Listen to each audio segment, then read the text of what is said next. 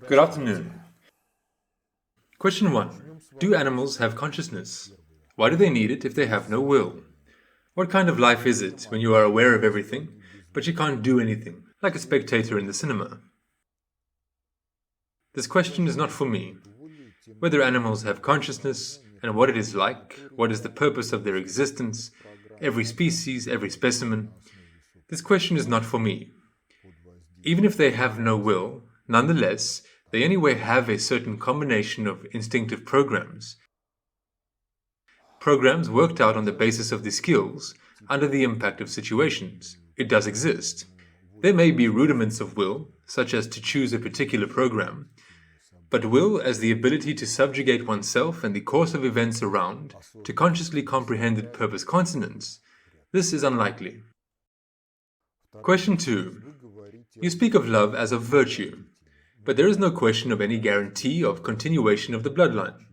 If there is no guarantee of satisfaction of instincts, then the motive, serving God, being in harmony with Him, is this simply about the fact that you just realized His providence and began to do it? You see, I was talking about another thing. Love has no logical definitions. It is inimitable. It is concrete in its manifestations. One can only say that it is aimed at perfecting the world, at helping other people in their personal development. When love comes, and when the human type of psyche structure is achieved, man gains freedom from instincts. The dictate of instincts ceases to dominate him. Emotional self-sufficiency appears, and the quality of life is determined by the skill to maintain an emotion-meaning structure. And thanks to this, humanity as a biological species can egress from the dictate of the basic faunal law. In all biological species, fertility is higher than the capacity of the ecological niche that the species can occupy. And therefore, the excessive in relation to the capacity perish in intraspecific competition. They are expelled and serve as nourishment for other biological species according to the trophic chains that exist in the biosynosis. But love as a virtue does not imply the cessation of the reproduction function of the biological species. It is just that when love comes, the parents inevitably realize that the conception of every child is the sacred act of conception of the successor of God on earth.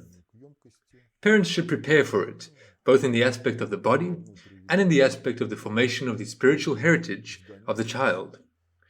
But you yourselves understand that this is a sacred act, and life flows according to Sophist, that is, in the stream of God's providence. But you yourselves understand that if this is a sacred act, and life flows according to Sophist, that is, in the stream of God's providence, then there will be no children that are excessive in relation to the capacity of the biosphere, to the capacity of the ecological niche. On the other hand, if we talk about the prehistory of conception, then children should anyway not be an accidental product of sex. Parents must prepare a spiritual heritage. They must take care that genetic vices are not passed on to generations. And this leads to the fact that children, conceived and born in love, they acquire the best possible combination of genes, the best possible one from their parents. Any negative that can be transmitted egresses from the family line. And factually, there is an increasing build-up of the potential for personal development in the continuity of generations. Therefore, the question is not quite correctly posed. Question 3. If you become a human and get emotional self-sufficiency, then even if you remain alone and childless, you will not worry? You won't. Question. How can you want to remain alone and childless? But it's unlikely that a normal person can want this. Well, nonetheless, the destinies of people are different. It may be written in one's own destiny to remain alone and childless. Question. And if you don't want to remain alone and childless, then how can you want to become a human?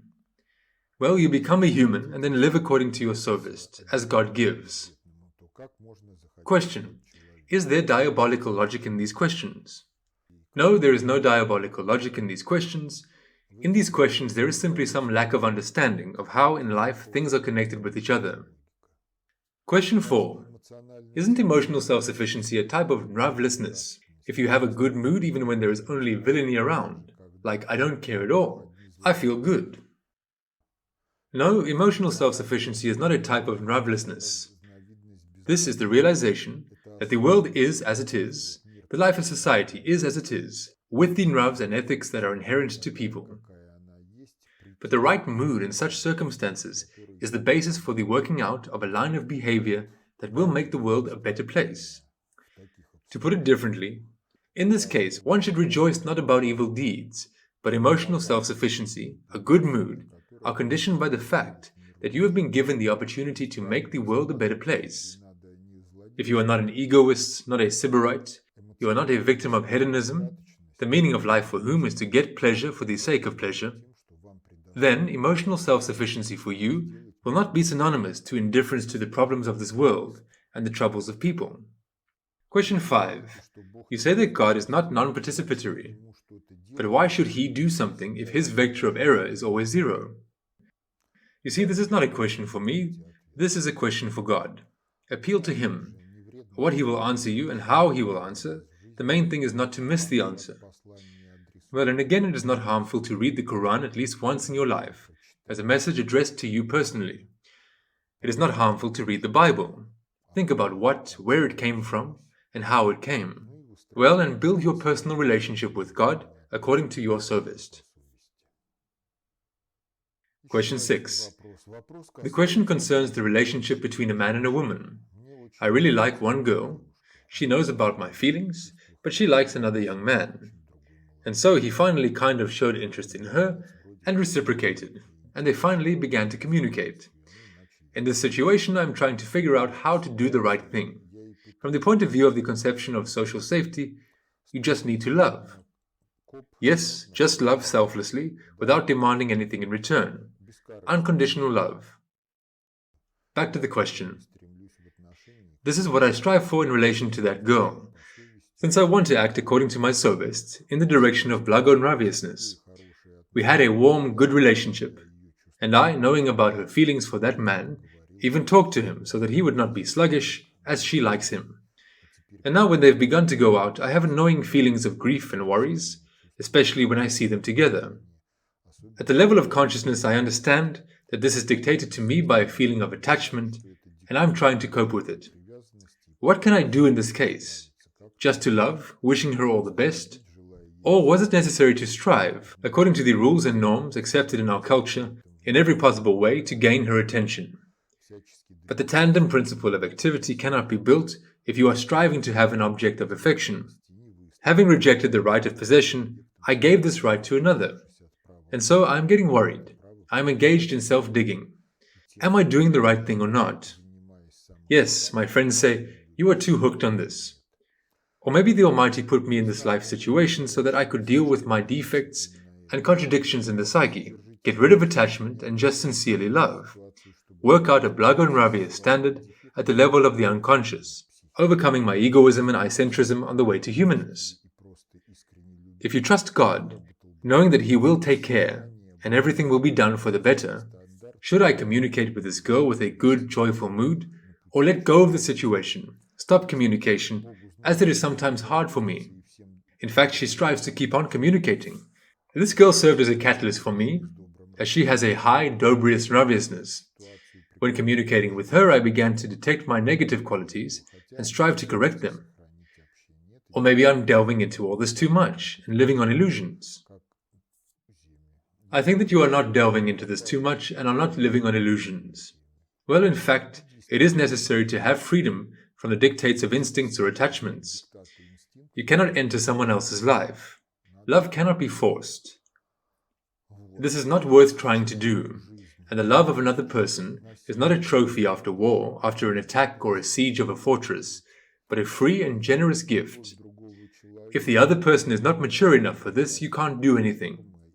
Therefore, there is no need to force the situation. It's necessary to engage yourself in gaining freedom from instincts, gaining love, that high non-worldly love, learning to maintain the emotion-meaning structure of the human type of psyche structure.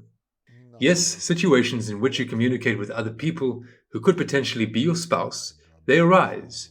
But nonetheless, you need to remain a human or become a human, but not be led by instincts. Because even if everyday circumstances take shape the way that the family is formed on the basis of instincts, then instincts are changeable. There can be no strong family based on instincts. Question 8.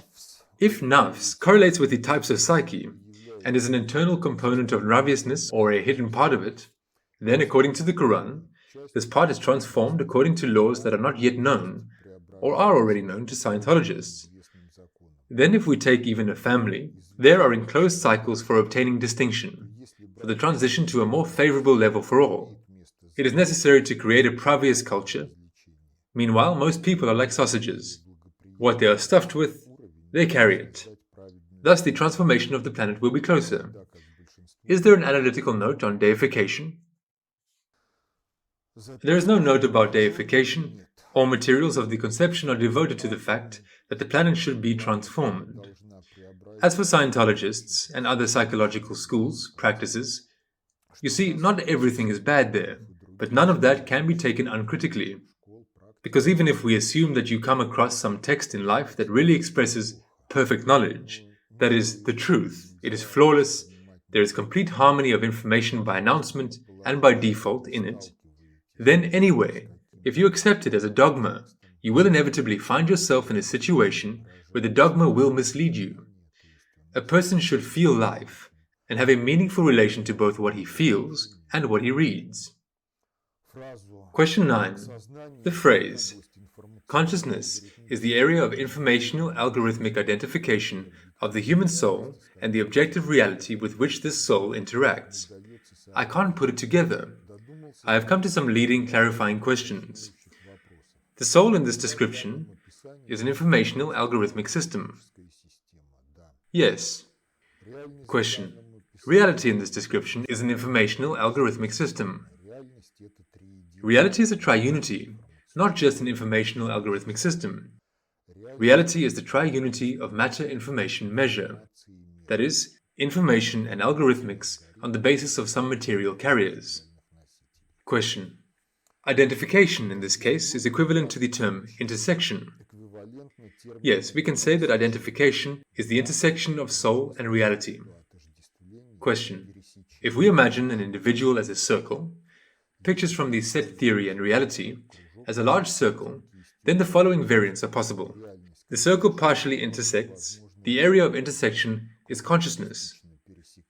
Yes, the area of intersection is consciousness. Question.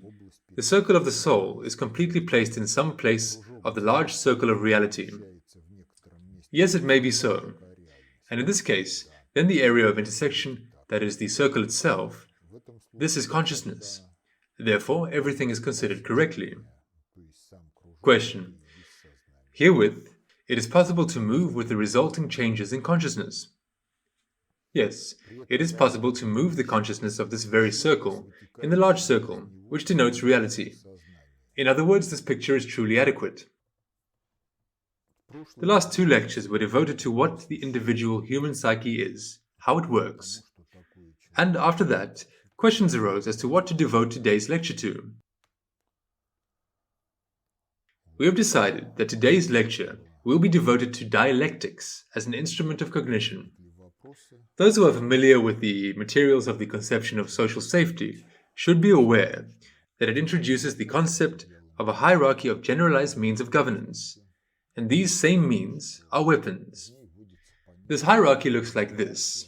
At the lowest level, the 6th priority, it is brute force. A higher level is the means of impacting genetics. If the task is to suppress genetics, lowering the potential of development of people, then this is everything that cripples the biological species Homo sapiens genetically. If in the aspect of the development of society, then this is all that is now called a healthy way of life, which guarantees a minimum of the mutation in the parent's body, and accordingly the transfer of a healthy gene pool to subsequent generations, the cleansing of the gene pool from all sorts of errors that have accumulated in genetics in the past. The economy is the 4th priority. The following principle works there. Where a mighty army will not pass, a donkey laden with gold will pass there.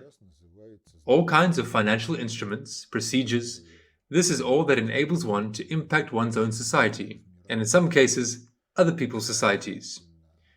All this is subordinated to ideas that explain what is permissible, what is impermissible, what is intended for what.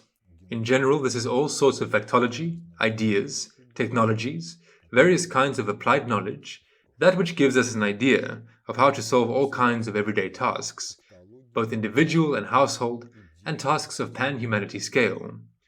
This is on the third priority of the generalized means of governance. Further, there are such observations that history is algorithmic, and the algorithmicness of history is expressed in the repeatability of very similar events in a certain sequence in the life of almost all peoples and all of humanity. The algorithmicness of history in relation to the future is the algorithmicness of political possibilities. They are multivariate, but in relation to the past, everything happened in one single way, and therefore the algorithmicness of history is expressed in chronology. Therefore, the second priority was initially named chronological, although in fact, in essence, it is a matrix algorithmic priority of generalized means of governance and weaponry. Well, the first priority is the methodology of cognition and creativity. Actually, we will return to the theme of generalized means later. For now, I'm just explaining the structure. The methodology of cognition and creativity is the first priority for the simple reason that all other priorities are the consequences of the cognitive creative activity of people. We in some way cognize history, reveal its algorithmicness. If there are defects in the cognitive creative culture, then we cannot cognize much.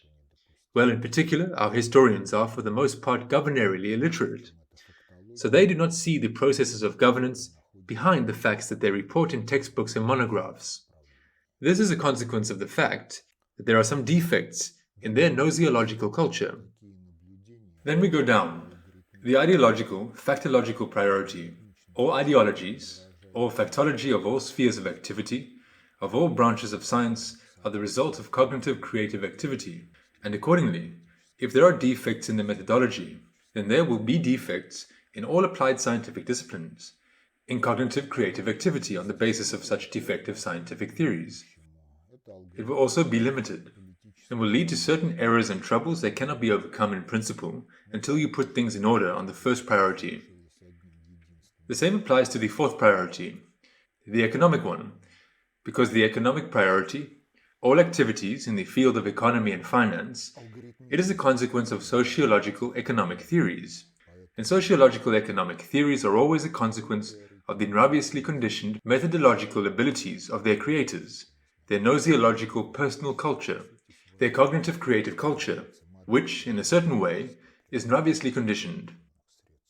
And the same applies to genetics, because if a person is convinced that there are certain doses of alcohol that are good for the health, or for the psyche, there will be one quality of life. If he is convinced that sobriety is the norm of life, this is another quality of life.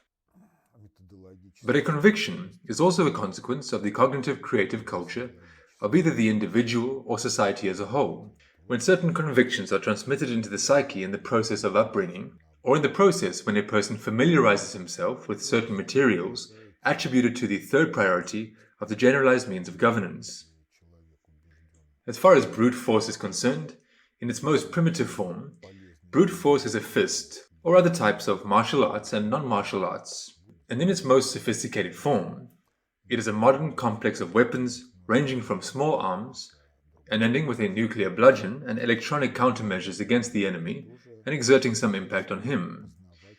But everything that concerns this sophisticated military power is also a consequence of various kinds of scientific theories, and scientific theories are a consequence of the cognitive creative culture that society carries, and the personal cognitive creative culture that the creators of weapons carry. Therefore, there is no getting away from it. And the most important thing in the culture of any society is its gnosiological culture, that is, the methodology of cognition and creativity, which is supposed to be implemented in practical skills. Well, now imagine that if the cognitive creative potential of people is suppressed in society, the cognitive creative potential is suppressed so that it is not wanted. Personal cognitive creative culture is at a level close to zero. There are no subcultures that would unite people who have more or less mastered cognitive creative potential in this society. So what is this society like? If you understand that culture is an informational algorithmic system, then society in this case is like Winnie the Pooh, who is manipulated by the wise owl, who knows everything as he thinks, and can explain to Winnie the Pooh what to do and how to do it. But there are two layers of errors here. The first one, the owl himself may be erroneous and not know something, but nonetheless he convinces Winnie the Pooh that this is the truth. And the second one, the owl can be very malicious, and he is interested in Winnie the Pooh precisely as an object of manipulation, as a tool to pull chestnuts out of the fire, or do something else. And from such a situation, a society like Winnie the Pooh will never be able to regress until it masters and works out its own cognitive creative culture, which will allow all kinds of wise owls to be put back in place. Well, here's another question on the theme of whose symbol is the owl, because those whose symbol the owl is, they claim to manipulate societies and have achieved some success in this. I have already said it more than once. In 2015, the Ministry of Education in Japan imposed a ban on the teaching of a number of humanitarian disciplines in Japanese institutes of higher education. In our country, some mass media reported about this, and the scientific community and the staff of professors of institutes of higher education reacted to this somehow differently. Now, if you think by processes and see history as a process, then since 1867, when the Meiji Restoration took place in Japan, the country lived for a long time in the mode catching up modernization. In the course of catching up modernization, Japan mastered the science and technology of the Western civilization, the culture of which is based on the Bible. They mastered all this, and one must understand that philosophy, sociology, political science of Western civilization, they are what they are. They are in many ways inadequate to what really happens in life. History, which is represented by the tradition of the historical science of the West, is also inadequate. Well, any system of education, whether we want it or not, is of a zombifying character, because not a single student is able to verify the reliability of all those theories and methods that educational standards offer. And whether we want it or not, much of what the curriculum offers us, we perceive initially as a text, and then we make some consideration of it. This consideration may be more or less adequate to life, or it may be very inadequate. And accordingly, if the humanitarian disciplines in their Western tradition are largely defective primarily due to the fact that they have an unsolved task of metrological consistency, defective due to the fact that many disciplines play the role of a means of manipulation over society, then Japan's refusal to teach the humanities in the Western tradition in their higher educational institutions is in essence a step towards the restoration of the intellectual sovereignty of the country. Society is heterogeneous, and the refusal to teach Western humanitarian disciplines, it will lead to the fact that the bulk of graduates of Japanese institutions of higher education will have some special knowledge that allows them to enter the profession, and the false, manipulative character of pseudo-knowledge that the humanitarian disciplines offer will not be in their psyche. In general, this is half of Blago, because the second half of Blago is that people should anyway possess humanitarian knowledge, but this knowledge must be adequate to life. And in this case, there will be a crowd without complexes, not programmed by Western sociology, political science, and philosophy. But in the midst of the crowd, there are always people who want to know more than the norms of life suggest for the crowd. And such people in Japan will be able to find texts from their own philosophical and sociological tradition. They will also have access to texts from Western and other traditions. They will be able to think, because they have an interest in this theme, then they will work towards satisfying this interest, and in fact, some of them will be able to reach the level of mastery of the instruments of the first priority, will be able to master a sufficiently effective cognitive creative culture. On its basis, they will act not only in the sphere of their narrow professionalism, but, the internal objective laws of society, the psychodynamics of society are such that such people will inevitably go into solving problems of a pan-social character, of a pan-humanity character.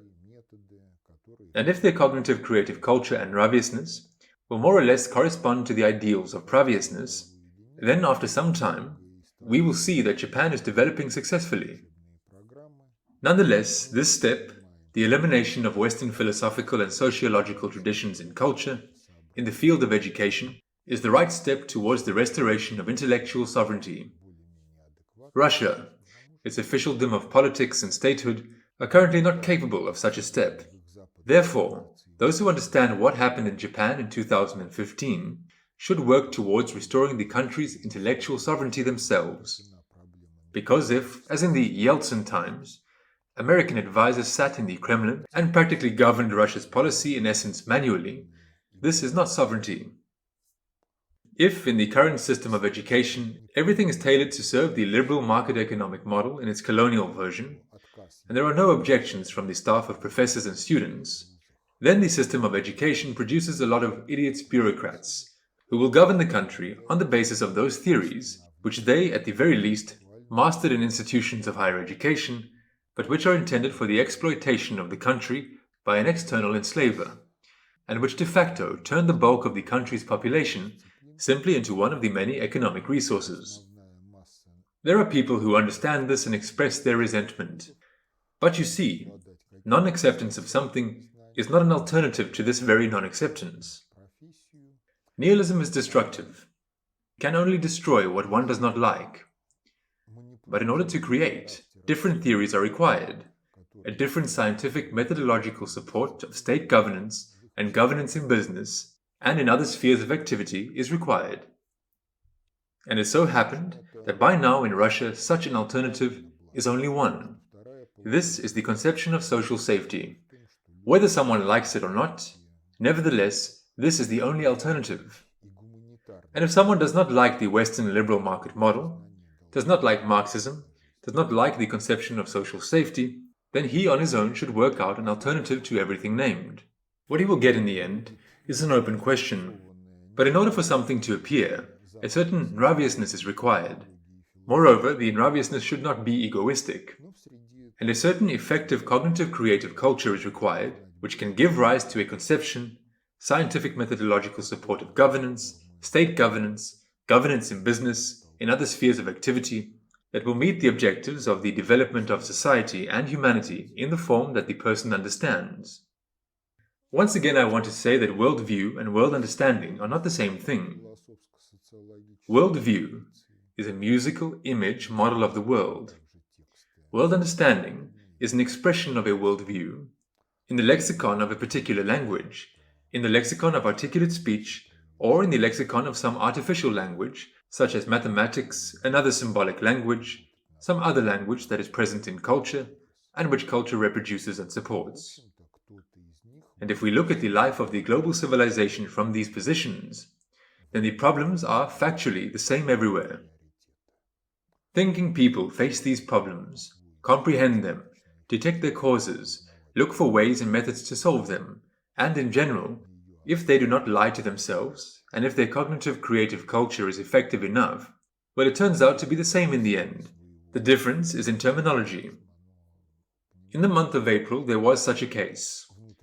A Finnish comrade arrived with his friend.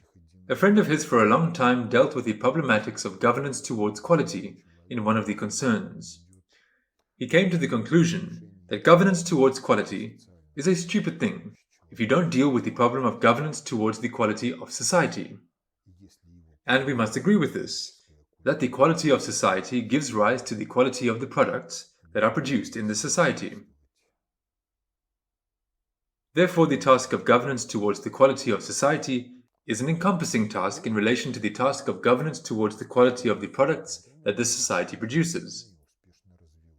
And then, in his terminology, but taking into account the translation from Finnish into Russian, he set forth the things in which one can recognize the conception of social safety.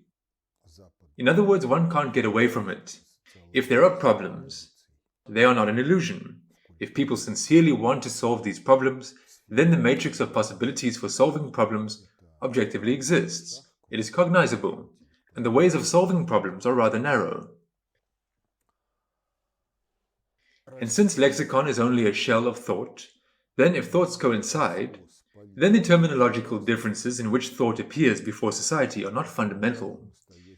They play a subordinate role in relation to what thought in its essence represents. Well, this is actually a preface to what will be discussed. In Soviet times, in the senior grades of school, in the 9th, 10th grades, there was a course, Общество ведения, Social Knowledge. The title should be clear. It consists of two semantic units, Общество, society, and ведаю, I wit, that is, I know.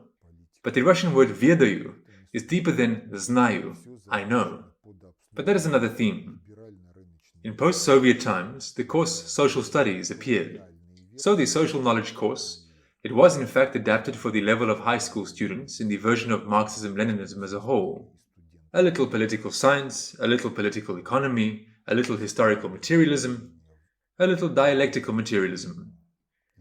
Further, the Soviet system of education assumed that those who went to study at institutes of higher education, they would definitely study a course in Marxist-Leninist philosophy. And in the course of Marxist-Leninist philosophy, one of the themes is dialectics. What to read? Dialectics of Nature by F. Engels, Anti-Düring by F. Engels. So these are two books where the philosophy of dialectical materialism is presented as a whole and in a sufficiently understandable way. In post-Soviet times, philosophy courses remained in institutions of higher education, but in fact they became not courses in philosophy, but courses in the history of philosophy. Moreover, they are characterized by the fact that a lot of things are told about the life of philosophers of the past, but there is never any talk about what, from the point of view of the authors of textbooks, are the delusions of the philosophers of the past, what is their achievement, and how the development of philosophical thought took place. If to understand development as the liberation of philosophy from all sorts of mistakes and delusions that were inherent to it in the past, a certain kaleidoscope of opinions of a number of philosophers is simply proposed. Herewith, some philosophers got into this kaleidoscope, while other philosophers were not allowed into it for various reasons. Further, in Soviet times, when entering graduate school, while studying in graduate school, before defending candidate dissertations, it was required to do an exam in Marxist-Leninist philosophy, that is, to demonstrate knowledge of philosophy and a mastery, ideally, of dialectics as a method of cognition. What has happened now? Now it is no longer required to do an exam in philosophy, but a kind of mixture from the history of philosophy, of science, and something concerning the profile of dissertation. To put it differently, you see, there is a tendency to remove the subject of philosophy from the minds of people. One of the branches of philosophy is gnoseology. This is the theory of cognition and creativity, in essence. And the dialectical materialism of Marxism is in many ways a paradoxical philosophy, a philosophy with a double bottom. On the one hand, this is the first publicly disclosed methodological philosophy in history. On the other hand, the methodology of cognition and creativity that it offers is defective, and in many respects, it is functionally inoperable. But the fact is that philosophies as scientific disciplines can be divided into two classes. The first class is quotation-dogmatic philosophies. The essence is simple. A question arises. Here I have 50 or 60 volumes of classic authors on the shelf. Go, read, look for an opinion of the classic authors, compile your opinion on what you need from the opinions of the classics, and well done. If the classic authors did not say something on some questions, then the quotation-dogmatic philosophies in most cases imply that it is not relevant or it does not exist. The second class of philosophy is methodological philosophies. Methodological philosophies work on a different principle. A question arises, you master the method, you get the answer to this question yourself. In other words, you see the classic authors, multi-volume collected works for the methodological philosophical school, methodological philosophical direction, they play the role of reference material, but not the foundation, not the basis, because the basis is the method of cognition. You master the method, you possess some cognitive creative culture, and in life, accordingly, you can find answers to those questions that interest you. You can find them in the ready-to-use form and test them for their consistency, You can develop theories inherited from the past. You can create theories from scratch when the theories of the past are in such equality that it's easier to say how it really is than to list their errors, delusions, and correct these errors by integrating what is useful in them into some new information product. Well, speaking of the attitude towards Marxist philosophy, it was twofold in the country among the students. In fact, many school children, students, graduate school students, applicants for scientific degrees, and even graduates of philosophy did not mature in terms of worldview, in order for them to require a certain philosophical culture, and, moreover, a methodological, cognitive, creative culture. Those who matured to this level, they perceived Marxism as a collection of certain dogmas that covered in fact the entire thematics of life, and if one finds suitable paragraphs in texts of the classic authors of Marxism-Leninism, then everything in life is supposed to be clear. The main thing is that this approach dominated despite the fact that one of the classic authors said that Marxism is not a dogma, but a guide to action. But nonetheless, for many it was a dogma. And for a certain minority of those who matured in order to master a certain philosophical culture, Marxism was initially perceived as a methodological philosophy, and if the method of cognition was mastered, then the problem would be actually solved. All other knowledge can be worked out, obtained, found, and there will be independence from dogmas. So, Marxism offered dialectics as a method of cognition. With that, in Marxism it was said that there was such a philosopher, Hegel, an outstanding German philosopher, but unfortunately he was an objective idealist, not a materialist. He believed that the idea is primary in relation to matter, and he expressed dialectics in 3 laws. The law of the unity and struggle of opposites, the law of the transition of quantitative changes into qualitative, the law of the negation of the negation. But one of the Russian philosophers, Alexei Stepanovich Khamyakov, was not allowed into the kaleidoscope of opinions that the students were offered to study in the philosophy course. Alexei Stepanovich, characterizing the philosophy of Hegel, expressed the opinion that Hegel accomplished an intellectual feat, the meaning of which he himself did not understand. He developed the philosophy of European tradition to such a quality in which it ceases to exist as philosophy, and explained this by the fact that a person has an inner consciousness that is much broader than a logical one, but that unfortunately we have lost access to this inner consciousness. Well, the question may arise, and what are Khomyakov's claims against Hegel? Well, if there are claims against Hegel, then there are also claims against Marxism, which inherited the laws of dialectics in the formulation of Hegel of that era. And the claims are simple. This is the law of unity and struggle of opposites. It presupposes dualism, duality. But in life there are many situations that cannot be reduced to duality. If they are reduced to duality, then the model turns out to be very rough, and doesn't explain things that really happen. The second law, the law of the transition of quantitative changes into qualitative, and qualitative changes into quantitative.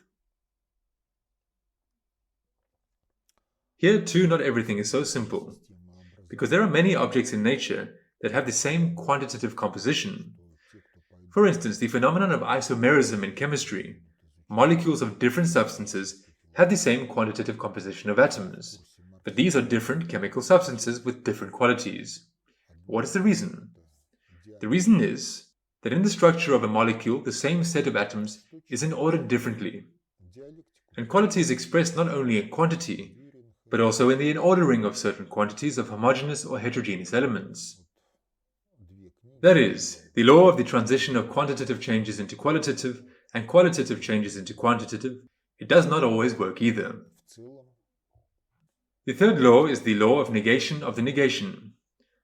First, it's necessary to point out the fact that many terms, which in the everyday sense are understood in a certain way, are understood by Hegel's philosophy in a specific way, which can be very far from what happens in life. Therefore, when it comes to the law of the negation, then everything is not so simple here either, because in a number of cases, negations are shoehorned in. Well, supposedly when the grain sprouts, the sprout negates the grain. Then the time for fruiting comes. The fruits of the plant negate the plant itself. And so the cycle repeats. Why is this negation? Why was the word negation chosen, which is factually shoehorned in? And then it turns out that if we have any formulations, then they somehow limit us. Broader formulations allow a broader view on the world. And if you look at development, then in the world, multi-qualitatives interact with each other. In the process of this interaction, structural changes occur, as a result of which the same quantities can generate a new quantity or change their structure, order, thereby generating some new quality. Well, development. It also occurs not through the negation, but through the transition according to the measure of its development into different qualities. And further, cognition. This is the concretics of these general objective laws, maybe not in very accurate formulations, but these general objective laws are broader than the three laws of dialectics, and are free from the restrictions imposed by the laws of dialectics in the formulations of Hegel and Marxism. But then the question arises, factually speaking, if the laws of Hegel's dialectics are a limitation, and in fact the substitution of dialectics by some logic, then Chomyakov is right. What then is dialectics expressed in, and does it actually exist? Well, Engels wrote the Dialectics of Nature, in which he tried to show that a certain objective dialectic is inherent to nature, and the reflection of this objective dialectic in the laws of dialectics in Hegel's formulation is inherent to man's consciousness. Of course, objective laws are inherent to nature, there are many of them, and with the development of science, which is now, these are the objective laws of physics, chemistry, biology. Further, if we turn to human society, these are socio-cultural objective laws of various kinds. Well, I previously named 6 groups of objective laws to which the lives of people are subordinated. But why is the label Dialectics of Nature hung on this? Well, okay, let it be dialectics in the end. Words can be different. The main thing is to understand things correctly. That is, after the words are pronounced, before the inner gaze, there should appear images of those phenomena that really take place in life, but not some kind of illusions. And if you turn to our dictionaries, the Encyclopedic Dictionary or the Great Soviet Encyclopedia, there is an article, Socrates. And in it, Socrates is characterized as one of the founders of dialectics, as the art of cognizing truth by posing leading questions. Well, what is the main thing in this definition of dialectics? The main thing is that it is defined as art. Art is characterized by the fact that it cannot be algorithmicized. Because if art is algorithmicized, then it factually becomes a kind of mechanics. One can play the piano. In the 19th century, there were mechanical pianos, where a paper tape with a program was laid in, and according to this program, codes were read from the paper tape, the keys were pressed, and there appeared a melody. Playing live is an art, but recording a program, playing according to a program, this is mechanics, and mechanics are always a generation of art. So somewhere I came across information saying that tapes for a mechanical piano were found, which were recorded by the outstanding Norwegian composer Edvard Grieg. For Grieg, when he played the piano with a device for recording this kind of program, it was an art. But after the tapes began to be replicated and put into the mechanical piano, it ceased to be an art. Therefore, dialectics is an art. Art always presupposes the presence of a subject who carries this art, develops it. Yes, there are certain principles at the core of art. This is typical for any art, be it for painting or for sculpture. You need to know the principles, you need to master the principles, because on their basis skills are developed. And further on, the whole application of principles is already an art. Changing principles, forming a new system of principles, is also an art, which also has at its core some primary principles that enable one to get a certain set of principles as a result of this art. And so, if dialectics is understood as the art of comprehending the truth by posing leading questions, then it turns out that the cognitive creative act is unique. And it is unique in 2 ways. First, it is unique for the cognizing subject, because if he knows something and can do something, then he has no need for a cognitive creative act. If he enters into a cognitive creative act, In this case, he learns something new for himself or works out something new, and accordingly, uniqueness is expressed in this. If we move from the scale of the individual to the scale of society, yes, there is a lot in culture which is the result of cognitive creative acts of the past. Yes, one can know it, one can use it, because a lot of this, in fact, is present in the culture in a ready-to-use form. You saw it, you read it, you somehow adopted it, mastered it, so you use it. Yes, this is the mastery of knowledge. Yes, this is also partly a cognitive creative act. But if there is some kind of scientific achievement, a technological or engineering achievement, then by and large, society does not need someone to once again discover Archimedes' law, to prove the Pythagorean theorem, although there are many ways of its proof. And the creation of something new, which is not present in the culture of society at the present moment in time, is also a cognitive creative act. It is unique. And it's unique not only in the aspect of the uniqueness of the subject, but it is also unique in the fact that Archimedes' conscious comprehension of Archimedes' law and Pythagoras' proof of the theorem that received his name, they in fact have nothing process identical, process common. If we remain at the level of consideration of the subject area of the hydrostatics and the subject area of geometry, the methods of proving the Pythagorean theorem are not transferable to hydrostatics. But anyway, is there anything in common? Yes, there is. These are principles, cognition and creativity, which we realize both in one and in the other case peculiarly concretely, but nonetheless these are certain general principles. Now if dialectics is the art of comprehending the truth by asking leading questions, then the first question is, where do questions come from? Why do some people come up with questions and some don't in the same circumstances? Now if you turn to the material that I presented in the last 2 lectures, it turns out that dialectics as a way of cognition, as a way of creativity, is a genetically programmed for man method of cognition. Where do questions come from? Questions come from the circumstance that something stands out in the background of the fuss of everyday life. After attention has highlighted something, a non-determination arises. This, not this. How are they related? What is this? What is not this? Attention can work in 2 modes. Dispersed attention is an expectation of something new to appear, or a search for something known. The search for something known in relation to our theme is not interesting, but the expectation of something new is interesting, because this is the very something new that appears in the background of the surrounding reality, appears as something peculiar, only as a result of the epiphany of man by distinction. Then the world appears before man's consciousness in the form of a pair. This, not this. Epiphany by distinction is a term from the Quran. Surah 25 of the Quran is called Al-Furqan, which in English means distinction. In the New and Old Testaments there is the same. Howbeit when He, the Spirit of Truth, is come, He will guide you into all truth. John 16:13. To put it differently, the cognitive creative act begins with the fact that in distinction, the individual is given something from above, and he sees this. If his attention does not miss what he is given in epiphany by distinction, then the question of the intellectual processing of this arises.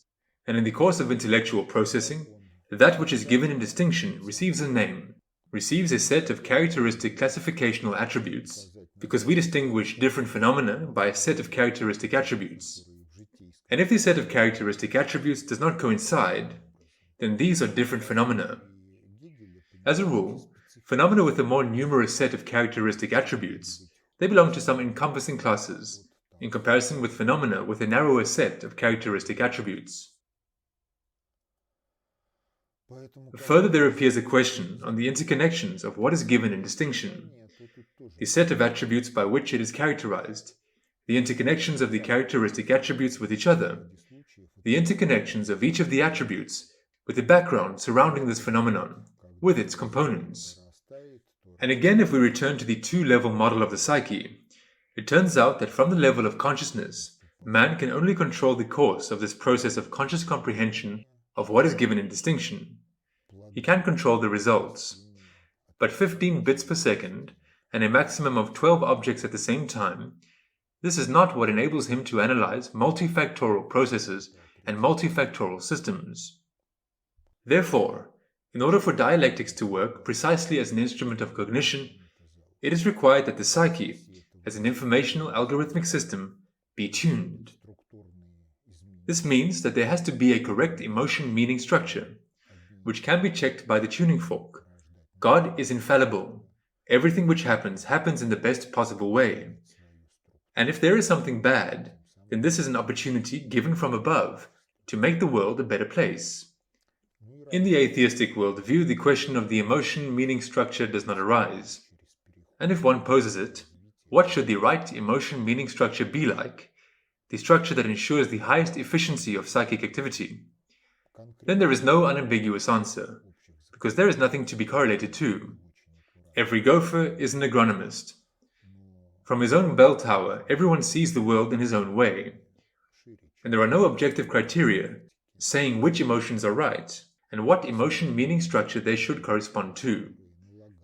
Therefore, it turns out that dialectics, although it is genetically programmed for everyone as a way of cognition by detecting non-determinations, this, not this, and meaningful comprehension of these non-determinations, as a result of which a mosaic worldview and a mosaic world understanding form.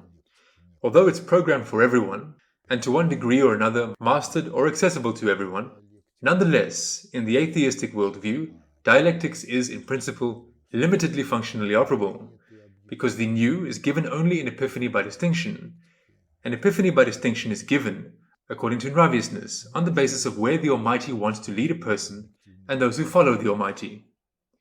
And if an individual behaves in such a way that it's purpose consonant to lead him to the perception of errors in his activity, then his psyche will work out what is given in distinction in such a way that he will have some problems in his life and he will have to change his view.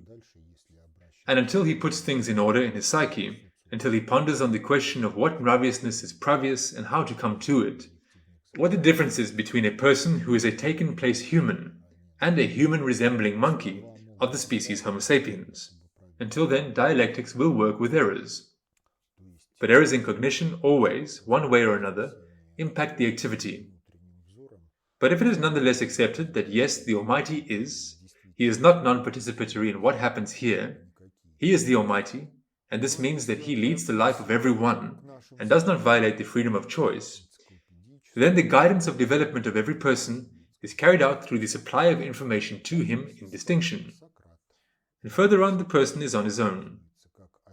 Depending on what his personal culture of psychic activity is, he either finds himself in the situation of Winnie the Pooh with the owl, where the owl teaches Winnie the Pooh how to live, but he himself can do nothing to counterpose the owl when the owl is erroneous, or the person gains intellectual sovereignty. This does not mean that he gains independence from society, because no one can replace the whole society with his personality. But this means that if he has chosen a certain share in terms of destiny and providence, and works for it, then all cognitive creative tasks that need to be solved in this share of providence, he will be able to solve on the basis of the knowledge that he already carries, that knowledge, access to which he will receive, because this knowledge is necessary to solve the tasks that he undertakes. Well, and the result of the solution of these tasks will be sufficient, at least in the first approximation, in order to use it in practice. And if we turn again to the question of the typology of cultures, then, as I have already said, there are only three characteristic attributes: the relation towards creative potential, the relation towards sovest and shame as the markers of dobro and evil, and the relation towards will as the ability to subjugate oneself and the course of events around to the consciously comprehended purpose consonants. And all three of these characteristics are interconnected. Well, firstly, the consciously comprehended purpose consonants is worked out as a result of the cognitive creative act. The cognitive creative act by itself may not differentiate between dobro and evil, but sovest will impose its limits on what is evil in this particular case. Sovest does not know abstract concepts of dobro and evil. Sovest knows no fiction. Sovest is always concrete. Well, and then if a decision is received, the purpose consonance is worked out, then further, will implements this decision in relation to itself, because a person must correspond to the endeavor in which he is engaged. If he does not correspond to the endeavor, then as a minimum, the endeavor does not go well. As a maximum, the endeavor kills him, and the occupation becomes suicidal. And then it turns out, as I said earlier, a taken-place human is a will that realizes creative potential under the power of the dictatorship of Sophist. But dialectics is really genetically programmed as a way of cognizing the world for us. Because our world understanding is discrete. Our worldview is discrete. The worldview and world understanding consist of separate elements that are delimited in relation to each other. On the level of lexicon, this is clearer. Words, terms mean one thing and exclude the naming of other phenomena with the same words, at least in the overwhelming majority of cases, or within the boundaries of various fields of activity. If the worldview and world understanding are discrete, consist of a certain set of elements, then this always leads to the need to resolve non-determinacies of their interconnections and identifications of these elements. And in this article about Socrates, this was characterized by the words, the art of cognition of truth by asking leading questions. That is, with every element, with every interconnection, there is always a question connected. What is this? How is this? And when we find the answers to these questions, we resolve non-determinacies. We cognize the truth. You know, if we recognize the worldview of the triunity of matter, information, measure, then the question is a piece of the matrix. This is a piece of measure. And in fact, it contains in itself, if not an answer, then some indication towards an answer. Because an incorrectly posed question, an antinaturally posed question, a question that has no place in the matrix of possibilities, it does not imply an answer. An imprecise question suggests an imprecise answer. An imprecise answer, in turn, will result in some errors in the activity. Well, and then intellect is also one of the expressions of measure, a process in measure. If the question is posed correctly, then the path in measure will inevitably lead the intellect to the correct answer. Therefore, our ancestors took great care to call things by their proper names.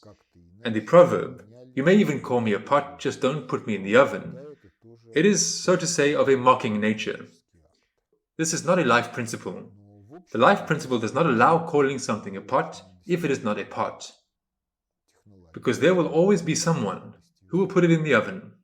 After this is put in the oven, there will be big or small troubles.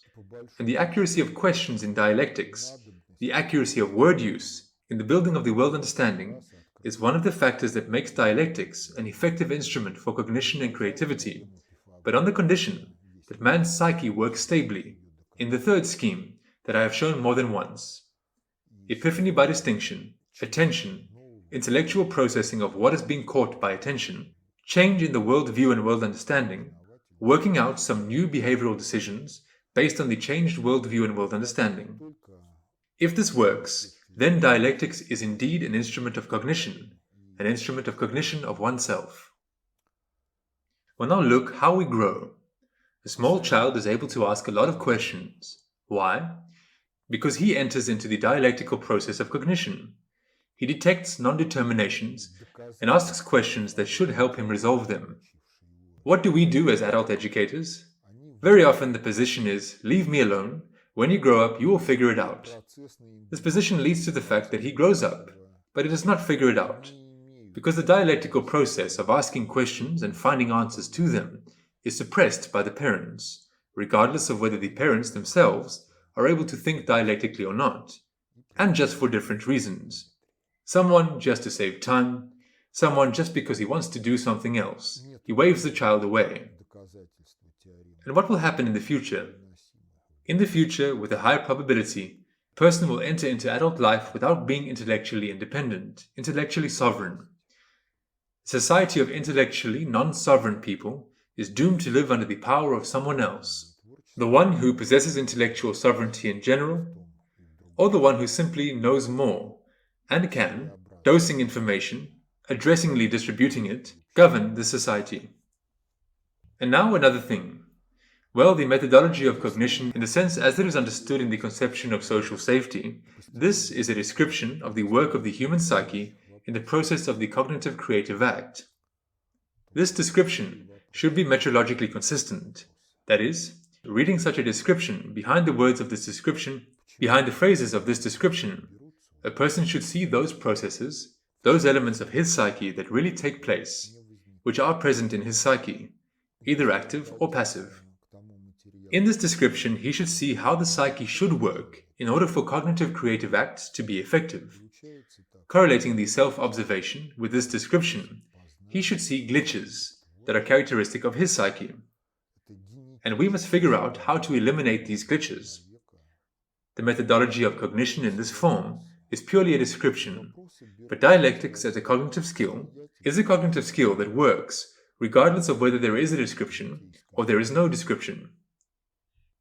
Is the cognizing subject able to tell how he cognizes the world? To describe the processes of cognition and creativity, what's more, to describe it not at the level of the subject area in which he exercises in the cognitive creative activity, but to describe it at the level of his own psyche. There are many philosophical schools. Many of them, not necessarily all of them, have a branch, theory of cognition, or in Greek, gnoseology. A lot is studied in the institutes of higher education, in schools, something is given in exams. But if all this, or at least some of this, is life consistent, then after reading the branch gnoseology in the textbook of philosophy, you should be able to see why your psyche, as an instrument of cognition and creativity, is not as effective as you would like. Why does it either not give out any results at all, and why does any task that requires creativity confuse you? Or why does it give out results, but these results are not always life consistent? What are these statistics of errors conditioned by? How are they conditioned? All these questions should be covered by the theory of cognition. I will not insist that the description of dialectics as a cognitive creative process in the materials of the conception of social safety is ideal. I mean that in Dialectics and Atheism, in Fundamentals of Sociology, there is a description of dialectics as a cognitive creative process. I don't insist that it's ideal, that it's understandable and accessible for everyone, and so on. I'm talking about the fact that there is such a problem, and gnoseology must meet the requirements that I mentioned. Reading this section of the textbook of philosophy or a textbook of psychology, a person should be able to see in himself, in the activities of other people, the corresponding processes, those elements of the psyche, sensory system which are described. He must understand how they are interconnected in the concretics of his psyche. And on this basis, he has to develop a more effective cognitive creative culture than the one that he possessed before he began to read this section in the textbook of philosophy or psychology. I'm talking about the fact that there is a problem of almost total gnoseological illiteracy, or if you like, cognitive creative impotence, cognitive creative unculturedness in all societies. And the monopoly on the cognitive creative culture is one of the factors of slavery, because if a person is not capable of independent cognition and creativity, then at some stage he is doomed to become an object of manipulation, and in fact, a slave of someone else, who will manipulate him indirectly or directly in communication with him, or remotely, not personifiedly through culture. In other words, this is a very serious problem, and regardless of whether you are satisfied with the description of dialectics in the materials of the conception of social safety, or you are not satisfied, if you realize the fact of the existence of a problem, then you must work on yourself in order to work out an effective cognitive creative culture. And if you can describe it better than it is in the materials of the conception of social safety, then this will be a great blago. But in addition, it has been repeatedly said that by interacting with each other, we generate a collective psyche. There can be collective intellects in the collective psyche.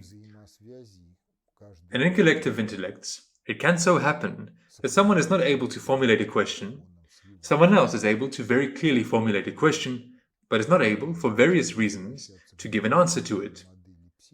In the collective psyche, the dialectical process is one, holistic. It can be distributed in its different stages over the psyche of different people. And the result will be their common property, although such an understanding contradicts the concept of personal copyrights that is cultivated in our society. Because look, If someone could ask a question that is relevant, accurately formulated, then he thereby launched the dialectical process of cognition.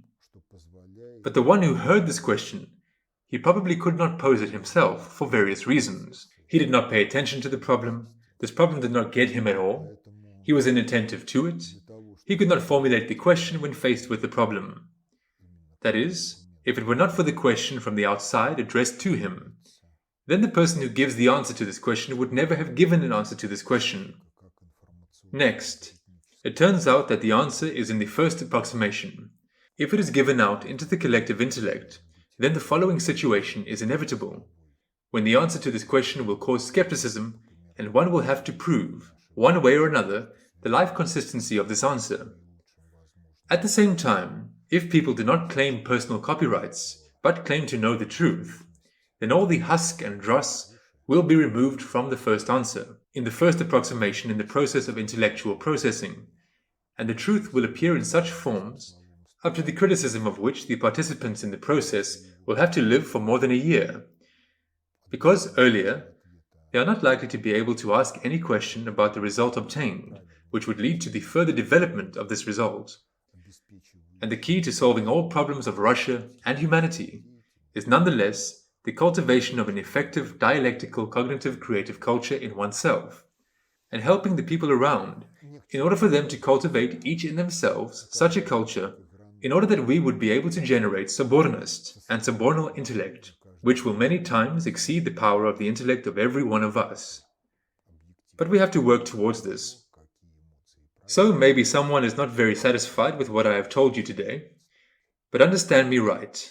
Today's lecture on dialectics is at least the fourth video that I am making on this theme.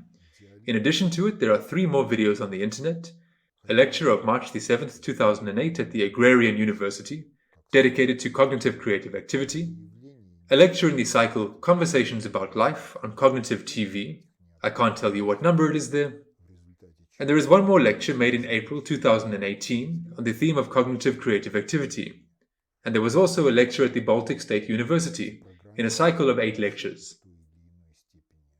It turns out that in addition to this lecture there are 4 more videos on this theme on the internet. And in this lecture I just tried not to repeat myself, because, telling the same thing is not interesting for me. And besides, in every lecture, I need to talk about something that remained in the defaults in previous lectures. Therefore, I just try to draw your attention to such a theme as cognitive creative culture, personal cognitive creative subculture in society. That is it for today. Thank you for your attention.